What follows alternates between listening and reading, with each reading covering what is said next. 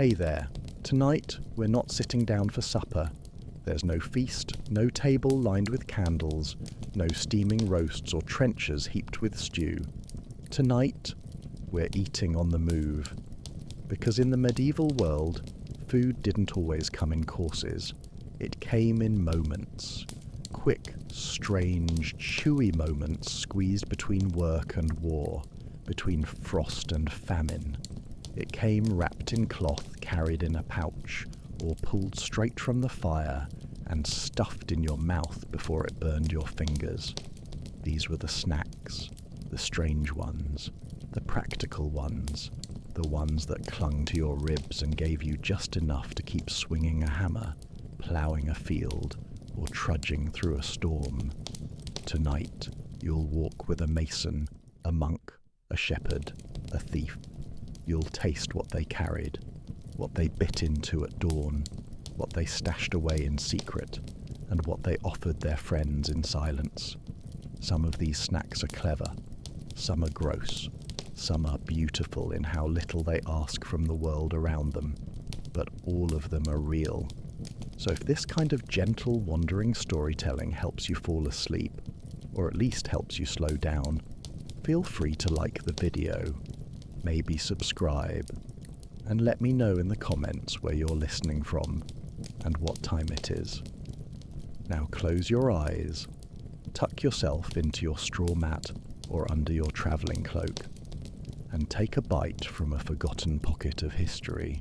Your first snack is waiting. Cold pie in a cloth pouch. You feel it before you see it. Warmth tucked low on your hip, wrapped in a bit of rough spun cloth and tied with twine. The crust has cooled now. No steam, no scent. But it's still a pie. Not a nobleman's pie, stuffed with pheasant and spiced apples. This is smaller, denser, a working pie, baked hard the day before, packed tightly for travel and eaten wherever the wind allows. You untie the cloth and crack it open. The pastry holds, thick and brown, made from rye or barley, maybe even bean flour if times were hard. It's not meant to flake, it's meant to endure. A medieval wrapper, edible and tough. Inside, the filling is solid. Cold meat, pork probably, or maybe rabbit, or eel, if you were near the coast and knew someone who owed you a favour. It smells like pepper and vinegar, the two things strong enough to mask what time has done to the meat. You take a bite. It crumbles slightly, but your teeth find their way. The meat is chewy, tangy, greasy in a way that makes your fingers shine. You wipe them on your sleeve and eat more. No one's watching. The pie does its job. It fills your stomach and silences the rumble inside you. You lean against a tree, letting your back rest, eyes closing for just a moment as you chew. Somewhere in the distance, bells toll. You have work to return to, a roof to fix, a road to walk, but not yet. You finish the pie slowly, bit by bit. The crust is dry near the end, but you don't waste it. Not a crumb. You tuck the cloth back into your satchel, greasy and stained, and wipe your mouth with the back of your hand. This was your breakfast. It might also be your supper. And in this life, a pie that keeps 2 meals going is a luxury. It doesn't need to be hot. It doesn't even need to be fresh. It just needs to be there, pocket full of roasted broad beans. You feel them as you walk, rolling in your pouch, bumping softly with each step, like little stones wrapped in linen. Broad beans, roasted until dark, then salted, then tucked away like treasure. You reach in without looking. Your fingers find one, then another. You pop them in your mouth and keep walking. They crunch, not like a feast, not like anything cooked in oil or butter, just a dry, earthy snap that breaks beneath your teeth and lingers on your tongue. The salt stings a little, sharp and satisfying. You chase it with a sip of water that tastes faintly of wood and iron. You're not eating for joy. You're eating to keep going. These beans were roasted in the ashes last night, laid flat on a stone by the edge of the fire, stirred with a stick until the skins cracked. You let them cool in your satchel while the others slept. Now they're yours. Now they're fuel. You walk down the muddy path toward the orchard, a sack over your shoulder, your stomach quiet for once.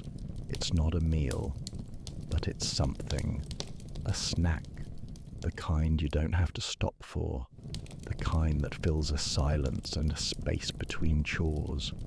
The kind that reminds you you're still alive and still moving. You eat another. The skin is bitter.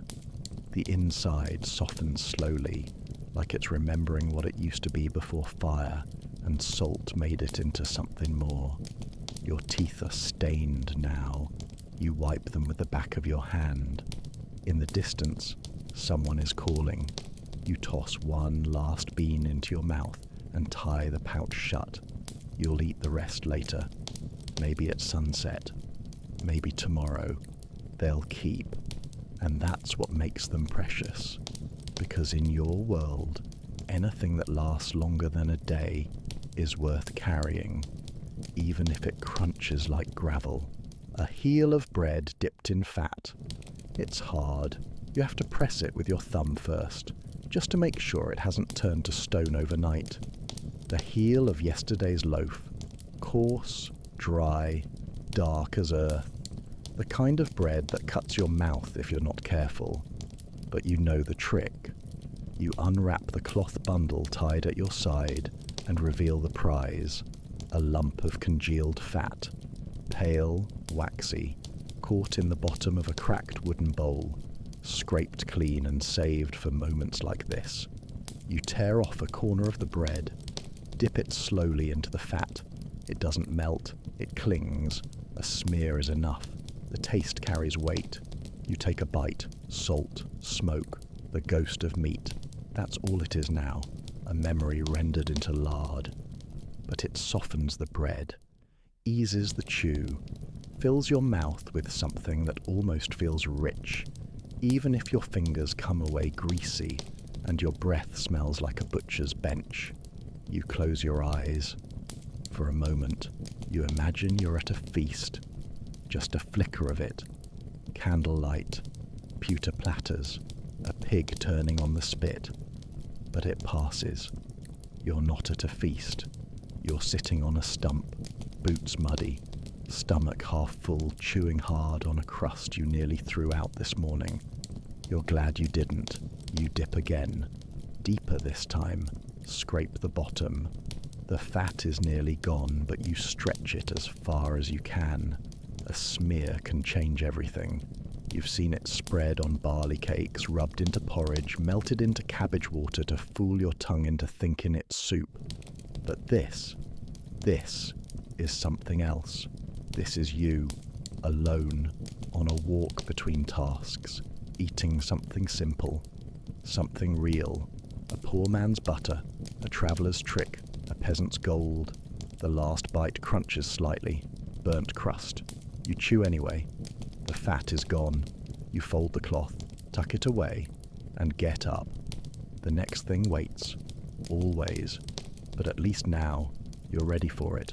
A bite of honeycomb from a tree hollow. You didn't go into the woods looking for food. You were gathering sticks, or maybe just trying to get away from the noise of the village for a moment. The trees were quiet, except for birds and wind. Then you heard the hum, not loud, not threatening, just steady. You followed it. The hollow in the tree wasn't high, just above your eye line. You stepped closer and saw the edge of it, a glisten of gold, thick and soft-looking, hidden deep inside the bark. You knew it was dangerous, but you also knew the bees were sluggish this time of year. Tired, busy, not interested in you unless you gave them reason. So you found a stick, not long, just enough to poke, twist, pry, and you reached in. It didn't come out clean. It never does. The honeycomb broke in chunks, soft wax pulling apart like thread, dripping onto your knuckles as you pulled it free. It smelled like flowers that had long since died. You stepped back. No swarm, no sting, just one curious bee that circled your wrist, then wandered off into the sky. Now you sit with your back to a stone fence, stick discarded, the honeycomb in your hands. It's warm from your grip. Sticky. You tear a piece. It bends before it breaks, oozing amber. You take a bite. Sweet. Not like anything else. Not like fruit. Not like bread. This is sun turned to syrup. Flowers turned to fire.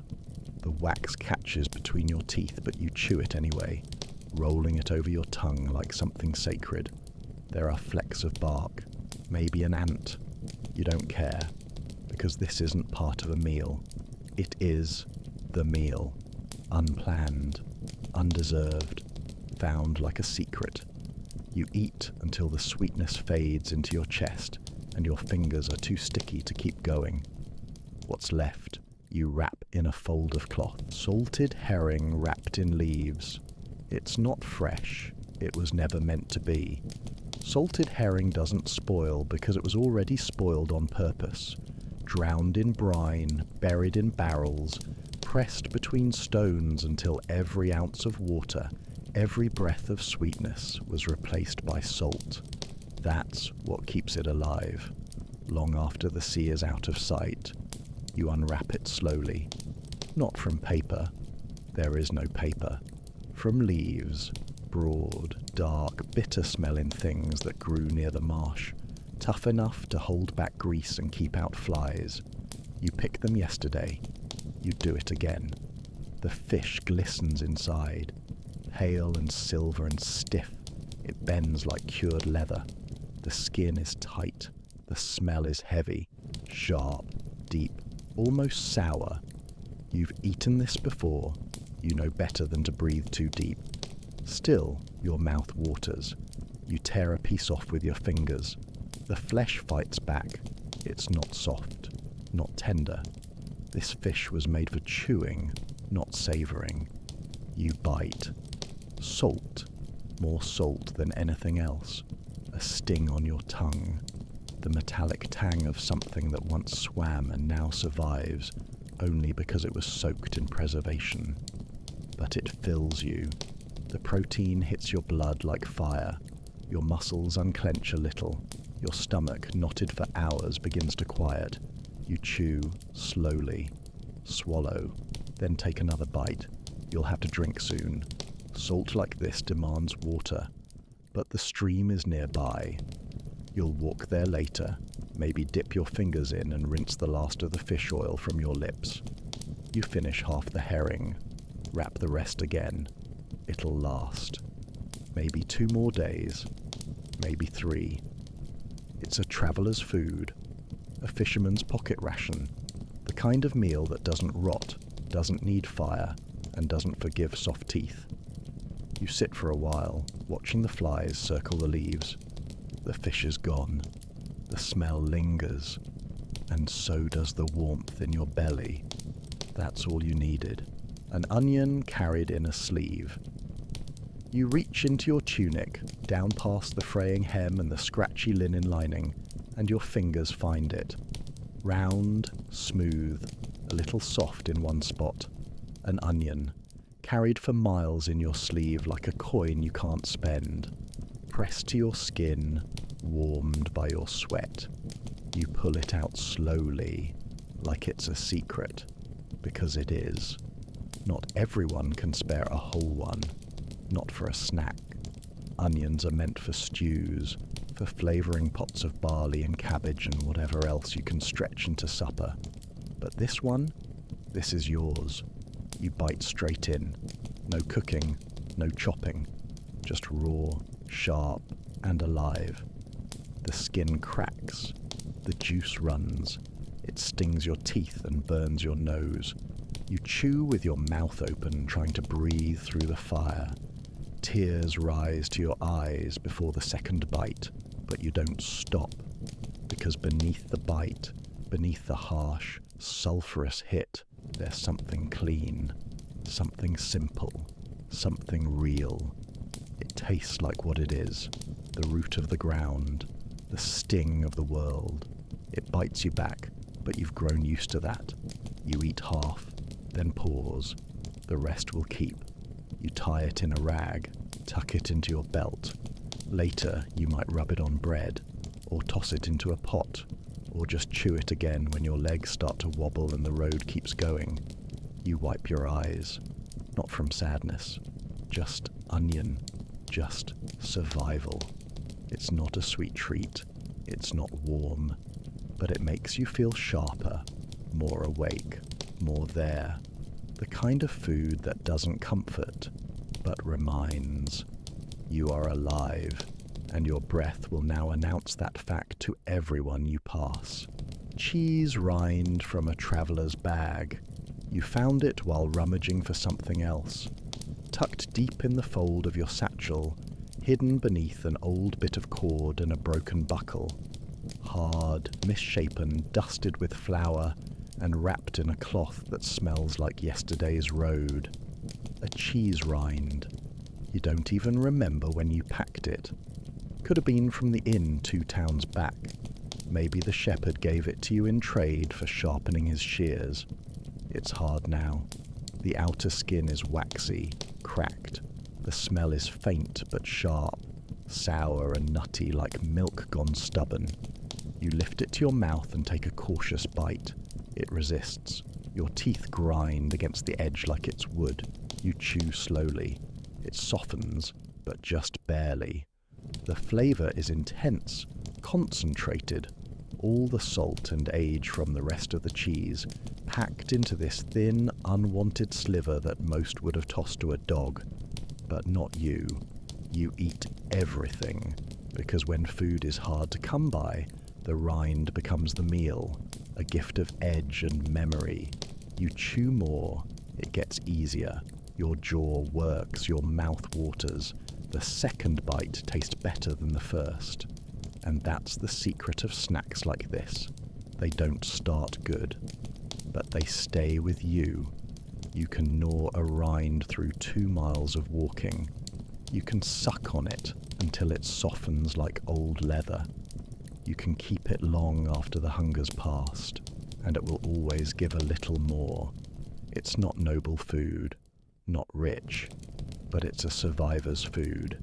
You wipe your mouth on your sleeve, tuck the last bite into the corner of your bag. It'll be there later, waiting, like you, still moving, still chewing, still here. Dried apple rings strung on twine. You wear them like a necklace, not for fashion, for practicality. A string of dried apple rings, looped once around your neck and tucked beneath your collar, resting against your chest like a quiet treasure. You lift one now, with calloused fingers. It bends but doesn't break. Thin, leathery, golden brown. The hole in the middle still holds the ghost of the core. A bite has already been taken, maybe by you, maybe not. It doesn't matter. You take another. It tastes like time, sweet but quiet. All the juice is gone. What's left is essence, concentrated apple, sun-warmed and wind-dried, chewy like soft bark but with a memory of the orchard that once hummed with bees and summer. You chew slowly. It doesn't fill you, not really, but it gives your mouth something to do, something gentle, something better than dry bread or salted fat. These rings were made back when the days were longer, sliced thin, laid out on planks beneath muslin cloth, left to dry in the attic where smoke and sunlight danced across them for days. You remember watching them wrinkle. You remember turning them over with a stick. Now they travel with you. You eat 1, 2, then stop. There aren't many left. A good apple might keep for weeks, but a dried one? Months. Maybe more. You could eat them all tonight, but you won't. You retuck the string under your shirt. The sweetness still lingers behind your teeth, where your tongue returns again and again like a dog to the door. It's not just fruit, it's something beautiful that lasted. And in a world that rots quickly, that means everything. Ash-baked flatbread from the edge of the fire. It's still warm. Barely. Just enough to make the steam rise when you break it open, your fingers dusted with soot, the crust flaking in layers of ash and grain. Flatbread, born not from luxury or even careful planning, but from desperation, flour and flame. No leaven, no yeast, just a handful of barley ground coarse between stones mixed with water, flattened by hand, and slapped onto the edge of the hearth before the coals cooled. You didn't watch it bake, you just flipped it once, let it char, and hoped it didn't burn through. Now, sitting under a canopy of stars with the last bit of firelight flickering across your boots, you hold it like it matters. Because it does. You take a bite. It's dry at the edge. The kind of dry that scrapes your tongue, but the middle's still soft. Dense, bitter from the smoke but warm. It sticks in your throat just long enough to make you sip from your water skin. You chew. It tastes like dust, salt, and relief. It crumbles as you pull it apart. Bits fall into your lap. You brush them into your hand, eat them anyway. This is not a bread you waste. This was a poor man's plate, a traveller's table. You didn't eat off it, you ate it. Sometimes you'd smear it with fat if you had any. Sometimes you'd wrap it around greens or dried fish. But tonight, it's just the bread. Just the warmth and the chew and the feeling of something solid in your gut. It's not beautiful, but it's honest. The grain still carries the scent of the barn. The smoke clings to your fingers. The ash leaves lines on your teeth. But you're fed. And in the darkness, with no coins in your purse and no roof over your head, that means you're still in the game. Still walking. Still alive. Smoked sausage. Hung on a nail. You didn't cook it. Someone else did. Days ago, maybe weeks. And they smoked it slow until the skin puckered and the fat turned stiff and yellow. Then they hung it, on a nail above the hearth, or from the rafters of a barn, far enough from dogs, far enough from rats, and somehow it made its way to you. Now it swings gently from your hand, still looped with twine, a short, solid rope of meat, dense, blackened, shining in patches where the casing's sweated under heat. It's hard. You press your thumb against the side. It doesn't give. You bite anyway. The skin snaps. Inside, it's salty, spicy, gritty. You taste pepper and garlic, bits of meat, bits of something else, maybe organ, maybe bread, maybe blood. It's all in there, ground together and forced through a gut, then tied off like a secret. You chew. Slowly. It was made to last, not to impress. This is sausage that's travelled, carried across borders, hidden in packs, shared in silence on nights when everything else was gone. You eat a few inches, then tuck the rest back into your satchel. It's not a thing to eat all at once. It's a promise, a ration, a weapon against hunger. Save for the moment when bread fails and your hands start to shake. You've known sausages stuffed with lentils, sausages boiled in cauldrons until they burst. But this one came from smoke, from patience, from a recipe that doesn't need writing down because it lives in the bones of those who made it. You lick your lips, the taste lingers. You walk on, the loop of meat heavy in your pocket, and for the first time today, you don't feel empty. Hot milk poured over stale bread. It's quiet now. You found your way inside, just for an hour. A stone shelter, a hut, a place where the wind can't push its fingers through your clothes. And someone, bless them, has built a fire. There's a pot hanging low. It smells faintly of hay and warmth. Milk, gently simmered. Goat, probably. Maybe cow, if you're lucky. It's thin, barely creamy. But it's hot, and that matters more than flavour. You dig into your pouch and pull out what's left of a loaf. Stale, hard. You tap it against your knuckles and it thuds like wood. You wouldn't eat it plain, not unless you had to, not unless your jaw was stronger than your patience. But you don't eat it plain. You tear it into pieces, small ones, uneven, crumbling, and drop them into a bowl. Then you ladle the milk over top. It hisses, softens. The steam rises, clouding your face in something that feels like comfort, like bedtime, like the kind of childhood you never had. You stir it with your fingers, there's no spoon. The crusts melt, the crumbs vanish. And now, what you have is a meal, not a feast, but a soft, warm bowl of something edible, something that no longer bites back. You take the first scoop. It's mush. It's simple. The milk is sweet from heat, the bread no longer sharp or dry. You chew without effort. You swallow easily.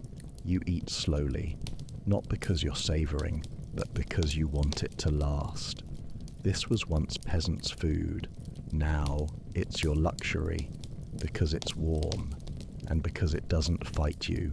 It yields, it comforts, and in a world where food is often punishment, this feels like forgiveness. You finish the last bite, lick the rim of the bowl, and for a few breaths, you forget the cold. A pocket of walnuts and cracked shells. They rattle when you walk. Not loudly, just enough to remind you they're there, nestled in a corner of your cloak, bound up in a pouch that smells faintly of moss and dust. Walnuts, gathered last month when the trees surrendered them like coins falling from a miser's fist. You filled your sleeves, your pockets, your hat, dried them over the hearth, cracked some, saved others. Now you carry what's left. You sit beneath a slanted tree, cold wind pressing through the gaps in your clothes. Your fingers are stiff, but they know the rhythm by heart. You pull one out.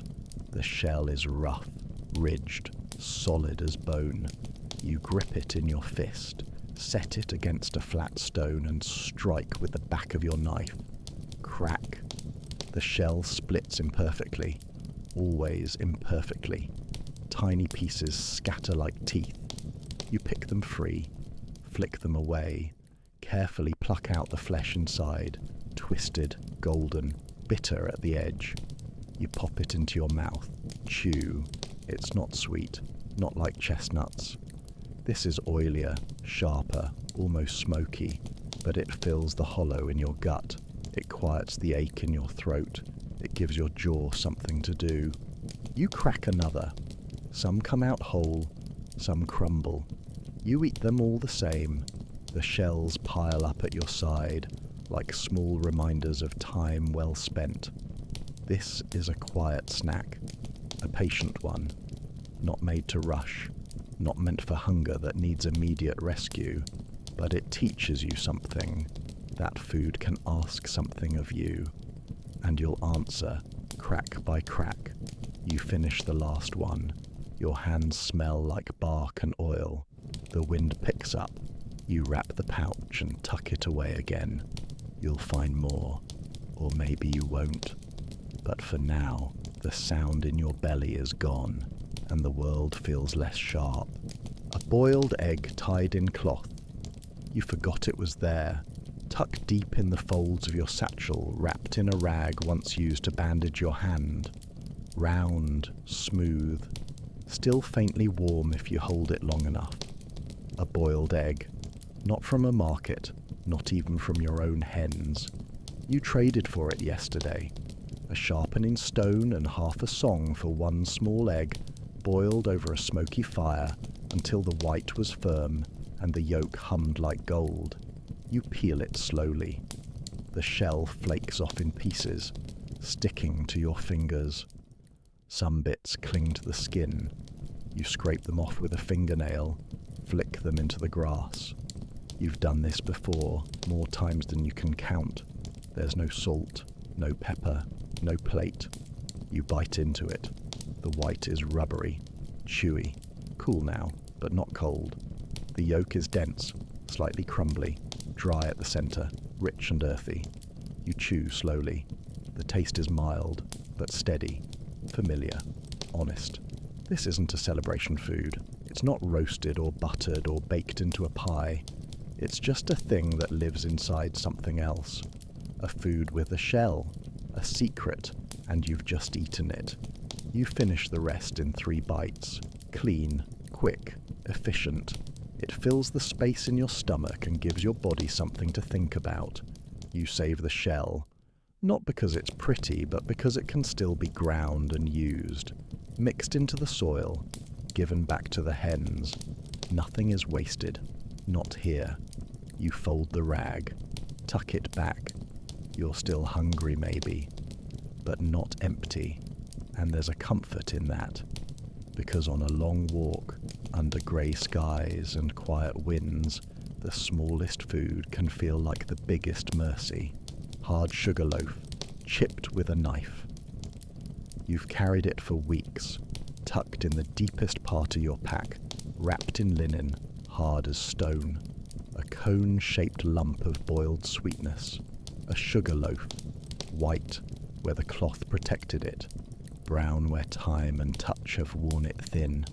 It's not for meals, it's for moments. Tiny ones, like this. You sit with your back against a barn wall, the sun bleeding out behind the trees, your legs stretched and sore. You reach for the cloth, unwrap it slowly, like it matters. It does, because sugar doesn't grow nearby. It came on ships, through hands that never tasted it, through ports you'll never see.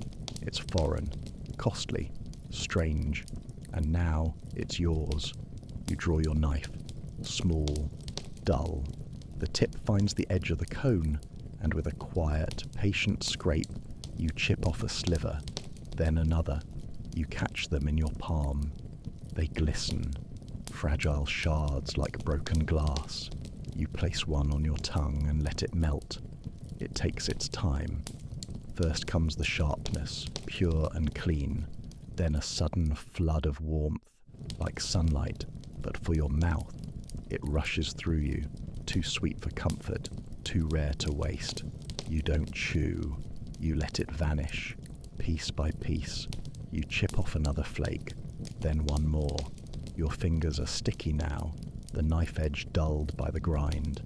You don't care. This isn't food, it's reminder. That sweetness exists. That something beautiful, unnecessary, delicate, once found its way to you, and that you, of all people, had the sense to save it. You wrap the loaf again, tie the cloth. It's smaller now, but so are you. And tonight, that sweetness might be the only soft thing you carry. Peas roasted in embers. You crouch by the fire, fingers black with soot, ash clinging to your sleeves like old promises. The peas are nearly done. They were dry to start, wrinkled hard as pebbles, soaked in water for just a bit, then wrapped in damp leaves and buried in the coals like treasure beneath earth. Now they hiss softly as the last of the steam escapes. You pull them out with a stick. The leaves are charred, the peas inside have split open, blistered at the edges, browned where the heat licked through. Some are perfect, some are burnt. You eat them all. You press one between your fingers. It pops, hot and earthy, sharp with smoke. You suck it off your skin and reach for more. You eat with your hands. There's no bowl, no cloth, just you, crouched close to the fire, steam curling into the night air, mouth full of something that was once nothing, because peas aren't fancy. Not here. They're stored in sacks for winter, stirred into pottage, fed to pigs when you have nothing better. But roasted, they become something else. Crunchy, nutty, warm. You chew slowly, The outside crackles, the inside turns soft. They taste like memory, like nights spent under open sky, like borrowed wood and whispered laughter. You flick one that's burnt too deep into the darkness. Hear it land, then eat another, and another. You stop only when your lips sting from the heat and your palms can't hold any more soot. The fire snaps behind you. You lean back. Your stomach is warm. Your fingers dirty. You don't smile, but you don't frown either. And in this life, that's a rare and beautiful thing. A handful of berries crushed into bread. You didn't gather them all at once. Just a few here, a few there. Sour red ones from the edge of the woods. Dark purple ones from a bramble that tore your sleeve. You drop them into your pouch, wrapped in cloth, forgotten between tasks. Now they've leaked. The cloth is stained. So are your fingers. You don't mind. Because this morning, before the sun had properly climbed the hills, you took yesterday's leftover bread, stiff, dry, rough like bark, and pressed the berries into it. Crushed them with your palm. No butter, no sugar. Just juice and pulp smeared across a surface built for chewing, not tasting. Now it's afternoon. You sit on a patch of grass gone yellow with summer, and you lift the improvised meal to your lips. The bread cracks, the berries stick. It tastes messy. The crust is hard, but where the juice soaked through, it's soft and tangy, sharp, even. One bite is too tart, the next too sweet. A seed crunches between your teeth, but its colour, its contrast, it's alive. You lick your fingers. The juice runs down your chin and you laugh once, quiet and unexpected, because it feels like a feast even if it isn't. You tear another piece, licking up the drips before they hit your shirt. This bread, ruined by fruit, is the closest thing you've had to dessert in weeks, and you savour it, slowly, because sometimes, in a life made of brown and grey and dust, a splash of purple on your tongue is enough to remind you that the world still grows things, still gives things, even to you. The last turnip in your bag. It rolls around every time you walk, heavy, lopsided, covered in a film of dry dirt that rubs off on your fingers when you finally pull it free. The turnip has been with you longer than anything else in the sack. You were saving it. For what, you're not sure. Maybe for a day when everything else ran out. Maybe for a stew that never happened. Maybe just because you couldn't bear to eat something so final. But now you hold it in your hands. There's a soft spot on one side. The roots have stiffened into bristles. The skin is dull, faintly purple, mostly grey. You rub it clean against your tunic and bite straight in. It snaps like ice. The flesh is pale and dense, juicy, but cold. Not refreshing, just wet enough to keep you chewing. It tastes like soil and sting, like cabbage with something bitter buried deep inside. You chew harder. The taste fades into something dull, faintly sweet, the kind of sweetness that's only noticed when there's nothing else on your tongue. You eat half, then stop, because turnips don't spoil quickly, and even this one, old, bruised, tired, still has more to give. You wrap what's left in cloth, tie it tight. It's not the best food you've eaten, it's not even good, but it's something you chose to save. And in a world where most food chooses you, that's worth something.